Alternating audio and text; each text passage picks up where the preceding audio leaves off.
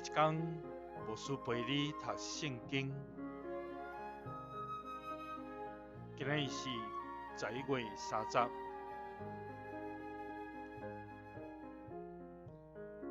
提摩太后书1章6节到7节。因为安尼，我提醒你，我甲你还手的时，上帝予你的恩赐，搁着予伊亲像火，搁倒起来。因为上帝予咱的，毋是惊吓的心灵，是快乐、仁爱、甲自知的心灵。保罗提醒伊属灵的囝提摩太，就爱记哩过去保罗还手伫伊身躯顶，将上帝所赏赐的恩赐赐予伊的时，迄种火热的心就重新予伊倒起来。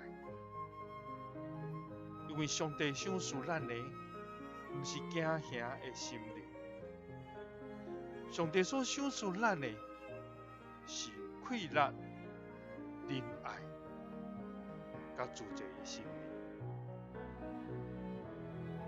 当咱伫咱的生活中间，无论拄着任何的境况，咱都爱亲像保罗所提醒，就会记哩起初上帝所赏赐咱迄个火热的心，无惊吓，因为主所赏赐的快乐、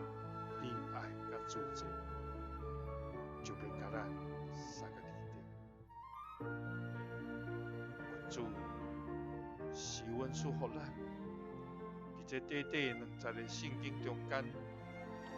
互咱看见提摩太对少年同工的心意，